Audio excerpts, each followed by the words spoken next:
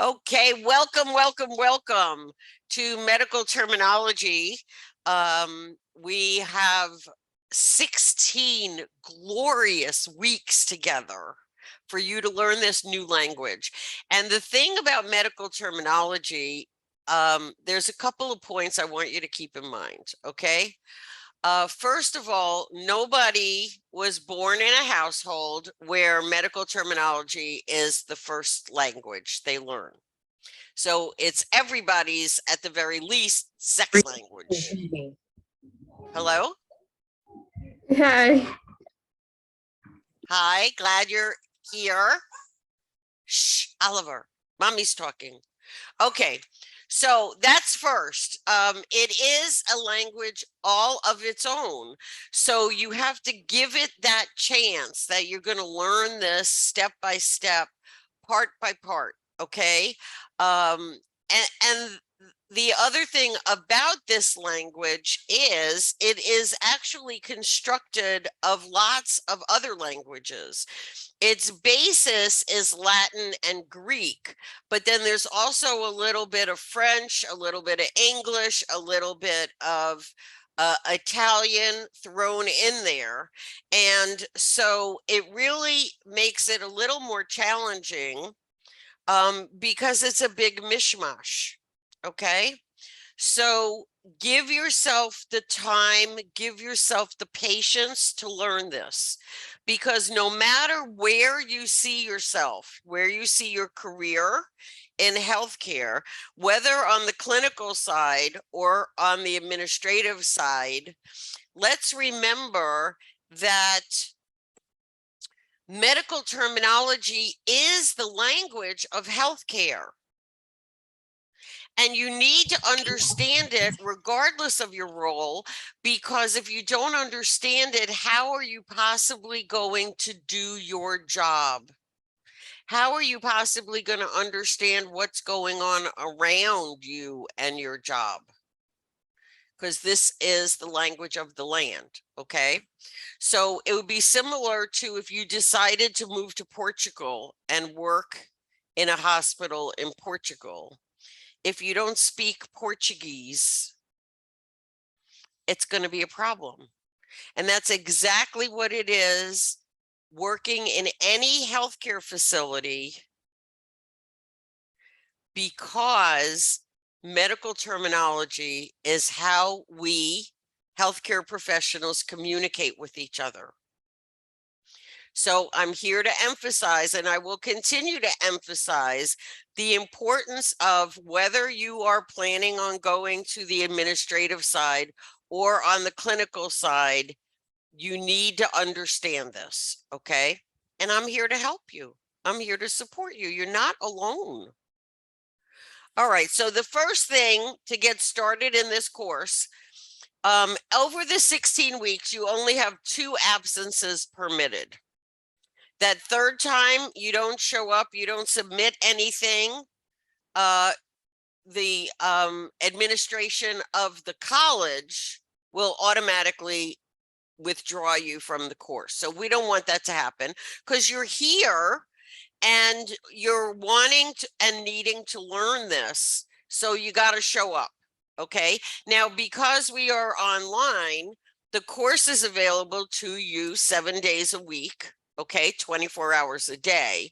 So an absence is identified by you not submitting any assigned work. Okay. All right. You get 1 free do-over for a homework or a testing that you miss. That's not an entire week of testing or homework. That's just 1 item. And that's if you have a good excuse. And trust me, in healthcare, we don't have too many good excuses. All right. All right. Your deadline every week, each and every week, that week's work is due Monday night, 11:59 p.m. Okay. Now, in other classes or other places, you may be used to deadline Sunday night, but here we give you that. It's not an extra day because your week starts on Tuesday and ends on Monday. Okay. But that's it. Plan your time accordingly. Do not wait until the last minute to do your work, because nobody, when pushed up against a wall, does their best. And like I said, this is important. Okay. All right. And if you have questions, if you want me to work with you, we can do a one-on-one Zoom, we can do a phone call, we can email back and forth, whatever is best for you to help you over any snaggles, okay? But you need to identify a snaggle earlier in the week so we have time to get together and discuss it and help you out of the snaggle, okay? Monday at noon is not going to do it.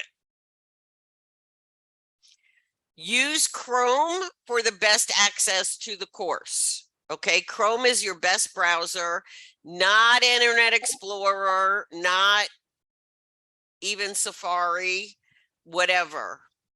Okay, so you need to make sure you are reducing the opportunities for frustration where you can.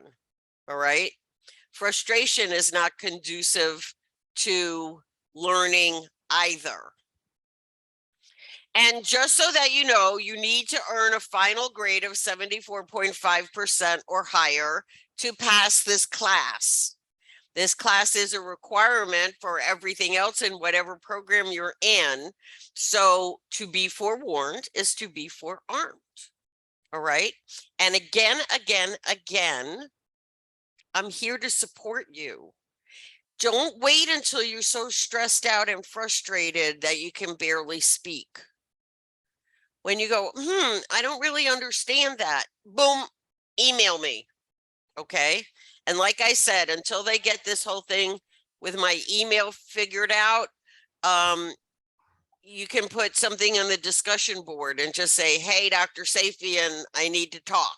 Okay. You don't have to get into details where everybody can see, but that's my backup, if you will, until they get my email squared away. Okay. All right. Any questions so far? As you may have seen, I did put up an announcement, but there will not be weekly announcements. This session will be weekly, and that's a boo-boo. Okay, this is, oops. Whoopsie. Okay. Thursday at 1 o'clock. 11 o'clock p.m. I don't think so. Okay. You see, everybody is human. Everybody makes mistakes. It's how you fix it that really counts. Okay. So you already know because you're here, but maybe you know because of the email I sent out, or maybe you know because the announcement I put up. Those will no longer be happening. It will be, put this on your calendar, every Thursday at 1 o'clock. And we will be here, and the Zoom link will be under the content menu under Zoom. And then you'll see Zoom log on. And then if you want to listen again, or if you can't make it, the recordings will be under Zoom. I know this is very clever. Okay. Zoom recordings. You will find the link for the recording. Okay. All right. Very cool, right? All right. So it's all right there. Yes, you have to look for it, but now you already know, so you'll be ready. Okay. And I love it when you guys come here. Okay. I will always be prepared with information to share with you, as I have today. But if you have something you want to discuss with the whole class, like raising your hand in a class, now is a great time to ask questions. You want to do that privately, you email me, we can set up a one-on-one phone, one-on-one Zoom, whatever. Okay. All right. Now, this also is very important, especially when you are taking a course online. And it doesn't matter how much experience you have taking online courses. I want you to create a contingency plan. That is, what do I do if I lose power, if my internet goes down, or if my computer dies? All three of these things, electricity, internet access, and a working computer. And when I say computer, I mean desktop computer, laptop computer, tablet, or smartphone. But the point is you need some type of computer, internet service, and power to access this course. Okay. I want you to plan where to go, what to do, so you can still continue and not lose time and energy, and access with your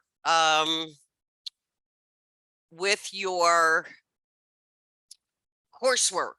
Okay, you're working towards something, and the thing that you're working towards is not the certificate or the degree. The thing you're working towards is a successful career in healthcare.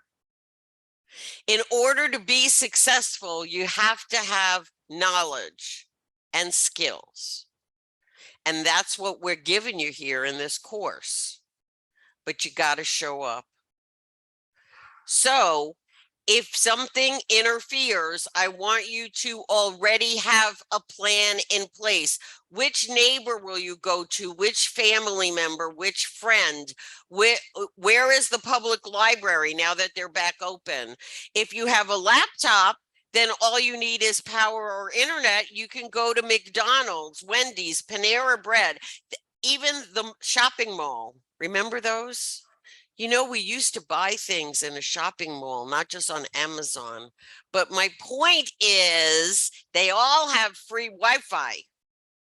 So if you have your laptop or your tablet, you can still get your work done. And yeah, okay, so you go to McDonald's or Wendy's or Panera Bread, you buy a cup of coffee, you can sit there all day. Okay. All right, Panera Bread, at least our Panera Bread, even has a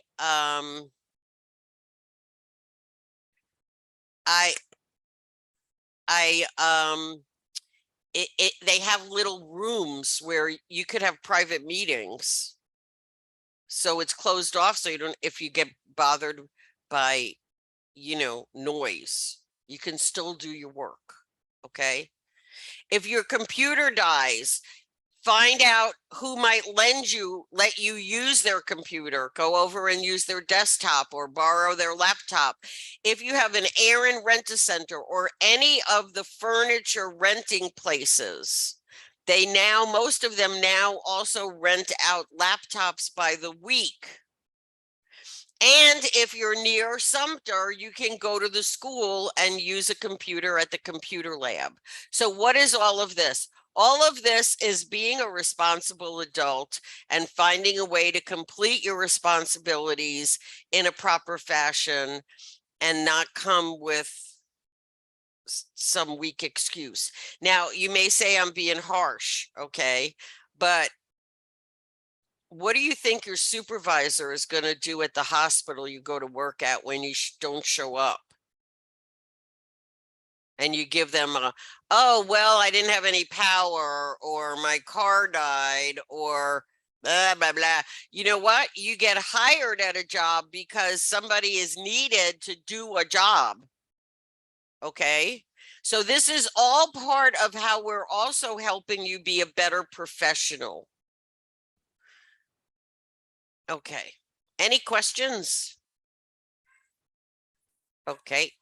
All right. I cannot emphasize this more. Get yourself a medical dictionary. I recommend this Merriam-Webster paperback dictionary. As you can see, it's a little over $6 on Amazon.com. You can buy them at BarnesandNoble.com. You can buy, I don't care where you get it from. I'm just showing you this because it shows you that it's not a lot of money, but it will be invaluable to you in this course and throughout your career. because kind of, sort of right does not work in healthcare. You need to be accurate. You can't possibly sit down and memorize the whole medical dictionary unless you're Sheldon from Big Bang Theory or Spencer Reed from Criminal Minds. Okay. So what you need to do is use repetition, repetition, repetition. And the best way to do that is as soon as you encounter a word you don't understand, you look it up in the dictionary, you read the description. If you're still not sure, you email Dr. Safian and I'll explain it to you in 10 different ways until the light bulb goes on. Okay. But you look up the same word 5 or 6 times in the dictionary, eventually it's going to stick in your head and then you'll know it. Okay. But in the meantime, you don't want, well, kind of, sort of, almost, a little bit right. I was close. No. Close only works in hand grenades and horseshoes. It's an old saying, but I'm old. What can I tell you? All right. Please, please get yourself a medical dictionary. And here's why. Yes, I put the link, so it's available for you for free online with the link. Okay. However, I want to take into consideration that there may be times that you'll be working on your reading or doing assignments, or even when you're working on a quiz, okay, where you can't link out. All right. I want this to be handy. I want this to be right there, literally, physically by your side. So you do not hesitate to stop for a second, look up that word and know what it is you're talking about, or they're talking about, or whoever's talking about. Does that make sense to y'all? I will take your silence as an acknowledgement. Okay. All right. So now let's talk about how you're going to start learning medical terminology. And the first thing you're going to do is you're going to learn about the 3 parts of the average medical term. Now, this does not apply to all terms. Of course not, because why would they be consistent and make it easier? No. All right, but a lot of terms, you'll notice that medical terms are long. So what we're going to do is you're going to learn about prefixes, which is the first part, the root, which is the middle part of the word, and then the suffix, which is the end of the word, because there's very important and consistent information in each one of those parts, so that you can then figure out, you can use your critical thinking skills to figure out exactly what that word means. Okay. So for the most part, a prefix is an adjective. It's going to describe maybe a quantity. It's going to describe a color, something like that. The root term is going to identify an anatomical site almost always. And then the suffix is going to tell you what's going on. The suffix will tell you whether this word is a diagnosis or a procedure, and it will tell you what that concern might be or what that procedure might be.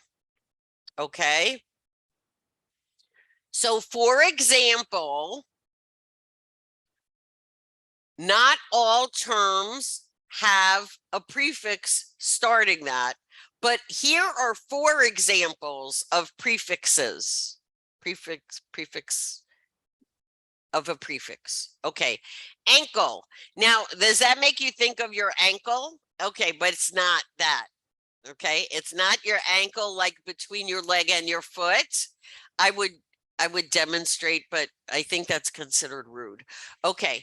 Ankle, A-N-K-Y-L, lets you know that whatever anatomical site is following this in the root has been fused either surgically or has become stiffened.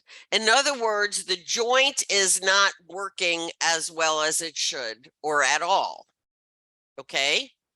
Ante, A-N-T-E, which is sometimes a little challenging because I know when I hear anti, I think A-N-T-I, which means against, but A-N-T-E means in front of or before. And, you know, we're all from the South here, at least at some point, as right now.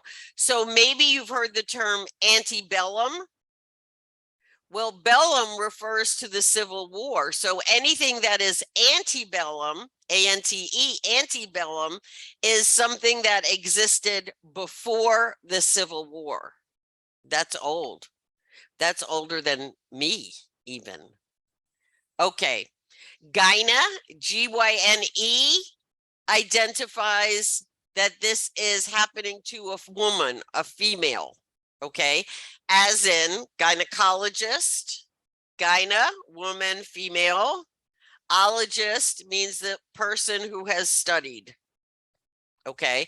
And that does not refer to those guys who ogle you and, you know, who are creepy. This is a professional. Okay, and tachy, T-A-C-Y, fast or rapid. And some of you, if you're into cars a little bit, you may have noticed that you have a tachometer on your dashboard of your car. Well, that is because that tachometer is measuring the speed, but not the speedometer. The speedometer measures the speed that your car is going. The tachometer is measuring how fast your engine is running. Okay, but you see how these are terms that maybe you've come in contact with before, or partial terms, prefixes. So hopefully those little hints, and you make up your own hints of how you're going to remember what they are and reinforce, reinforce, reinforce. Now we got roots. That's the middle of the word, sometimes the beginning if there's no prefix. And that's going to identify a body part, you know, arm, leg, head. Okay, so cardio, and maybe you know this from doing Zumba class. Cardio has to do with the heart. Excuse me. Salping, I don't know where I have not looked up the root of this, but the fallopian tubes, you know, these are the tubes that provide passage for the egg from the ovary to travel to the uterus. All right. They also, you may not know this, that's the hot spot where the sperm comes to meet the egg, and when they do a little hoochie coochie, and then the fertilized egg goes the rest of the way of the fallopian tube into the uterus. It's true. Okay, myo, M-Y-O, is going to refer to a muscle. And in case you didn't know this, there are over 665 named muscles in the human body. You do not have to memorize them. Nephro refers to the kidney. Now, there's also another word, renal. So renal may also refer to the kidney. Because no, why would we have only one word to describe one thing when we can have several words to describe one thing? I did not create this language. I would like to dig them up and smack them around a little bit, although I don't like physical, but okay. And neuro, N-E-U-R-O, is going to refer to some part of the nervous system. So you can see how this is giving you information in just a few letters. And then we come to the suffix, the last part of the word, and you will see how this also provides you information about the patient's condition or the procedure that was performed on the patient. So analgesia is going to refer to the patient as having pain in whatever that particular root term anatomical site. Okay. Diagnosis. That's what's wrong with the patient. That's why the patient needs care. Okay. Emia means something is going on in the blood. So maybe you've heard the term anemia. Is a prefix that means not. But anemia does not mean no blood. What it means is there's something wrong going on in the blood. Itis is a suffix that means inflammation. There's some kind of infection or inflammation going on where the root part of the word is going to tell you where. Okay. Lepsy, as in epilepsy, lepsy refers to a seizure, but there are more seizures going on than just in epilepsy. But that could be one way you could remember this. And stenosis is a narrowing. Okay, so if somebody has stenosis of a coronary artery, that's telling you that for some reason the artery is narrower than it should be. And the way I always remember this is if you're traveling on a parkway, okay, or a highway, and you see one lane is blocked off, that's a stenosis of the highway. The travel path is narrower than it's supposed to be. So that's one way you can remember. I would sit in the car going to work with my friend. I would go, oh, there's a stenosis on the interstate, so we'll have to allow extra time for getting to work today. You're not loving my jokes? Okay, it's all right. You'll get used to them. Sorry. Anyway, okay. Spelling, spelling, spelling. You got to pay attention. You got to go back and double check. You got to read really, really carefully, because throughout medical terminology are all cases like this. And here are two examples, aphasia and aphasia. And you hear the way I say it? They both sound exactly the same. Aphasia, aphasia. Only one is spelled with the letter S as in sugar or better, S as in speech. And the other is spelled with a G, which has to do with the digestive ability of the patient to swallow.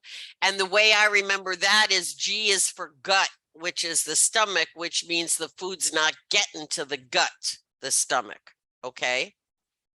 But these are two examples of many, many instances where you can have a long medical term with only one letter in the middle that's different, that makes a huge difference in the meaning of the term.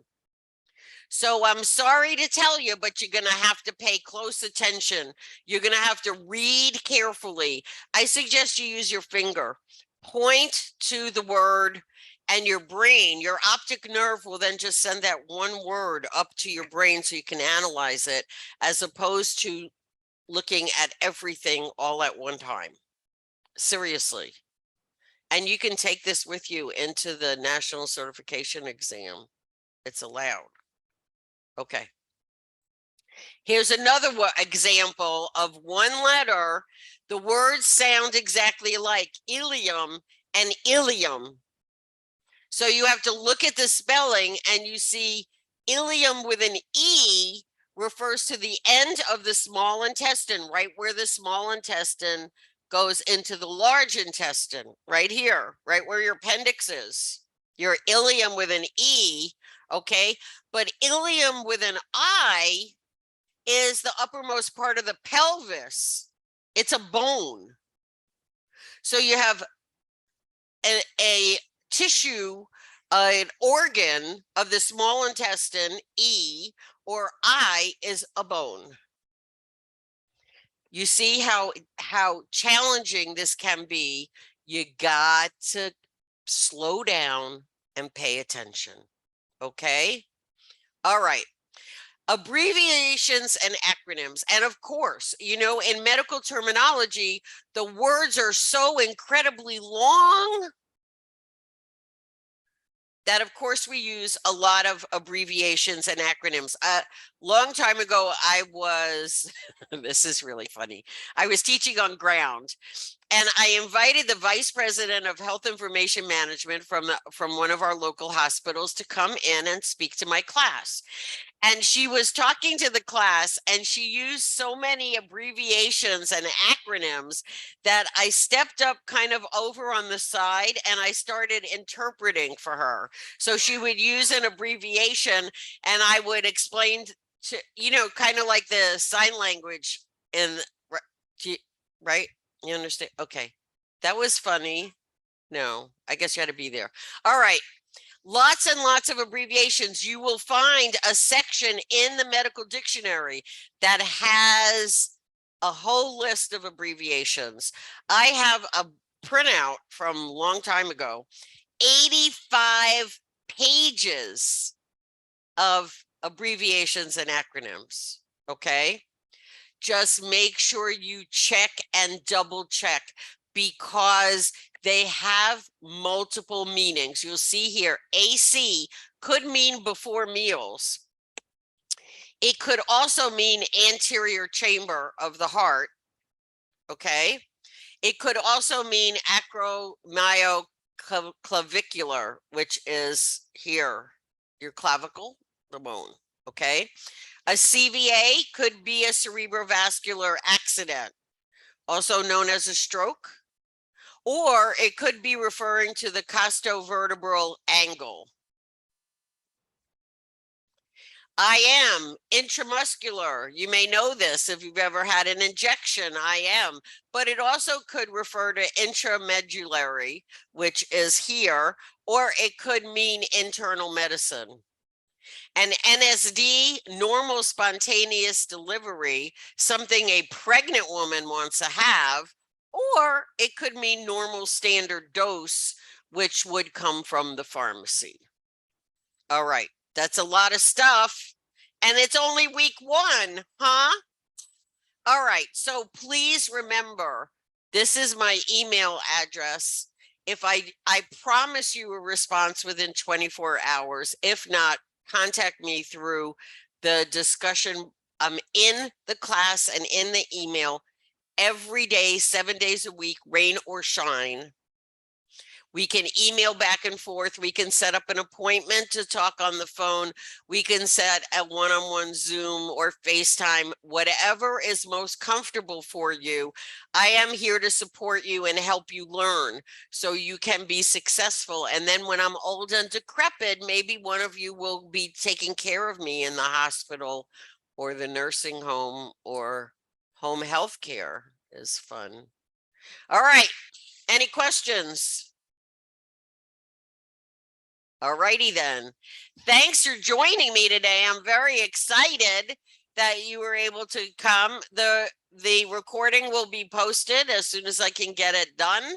And I'm here for you 7 days a week. So have a great day and let's get educated. Okay? It'll be fun. You'll see. Really. Okay. Bye.